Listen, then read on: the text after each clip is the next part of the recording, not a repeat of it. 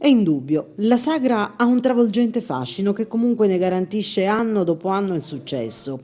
I suoni, i colori, le suggestioni che si muovono, connesse a quel diffuso senso di pace e amicizia tra i popoli, hanno il potere di creare quasi un senso di astrazione dalla realtà.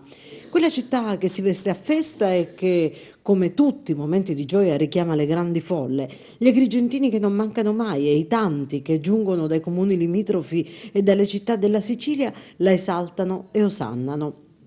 E questo è il segreto della sagra, amata e criticata dalla città, ma pur sempre partecipata. Un'occasione che si ripete da decenni e che nel tempo avrebbe potuto far diventare Agrigento la capitale indiscussa del folklore. Formule più o meno tradizionali, alternate ad innovazioni, si sono succedute nel tempo, fino a determinarne, come quest'anno, un evento che è durato più di un mese e che, a dire degli organizzatori, nonostante le cospicue somme utilizzate, ci ha anche fatto risparmiare. E se siamo d'accordo su una visione matematica delle somme suddivise per le giornate, lo siamo meno su ciò che l'investimento di quelle cifre può avere significato per l'economia locale. È evidente che a questo punto il successo di una manifestazione debba fare i conti non già con i numeri dei visitatori che affollano le vie durante le sfilate, bensì con la ricaduta che ne hanno avuto le attività economiche della città. Ci chiediamo, al di là dei gruppi, quanti siano effettivamente i turisti venuti per l'evento, quanti hanno soggiornato e utilizzato bar, ristoranti, hotel, B&B in un mese, quanto abbiano lavorato in più in questo mese i tassisti, quanto siano stati efficienti i mezzi pubblici nel servire le destinazioni degli appuntamenti, quale sia stato l'effettivo incremento che la sagra ha determinato per tutti loro.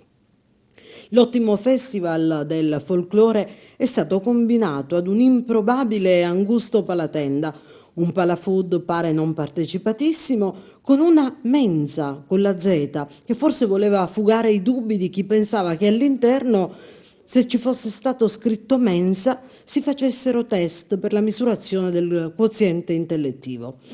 Certamente entrambe architetture non gradevoli alla vista. Ci chiediamo inoltre perché una inspiegabile solerzia ha portato gli organizzatori a smantellare l'infiorata immediatamente dopo il passaggio della sfilata. Si sono forse resi conto che il posto non era adatto e che potevano utilizzare Piazza Marconi o una delle piazze interdette alla circolazione veicolare, ovvero qualche scalinata? Ciò che è certo è che molti non hanno gradito la velocità con cui è stata rimossa.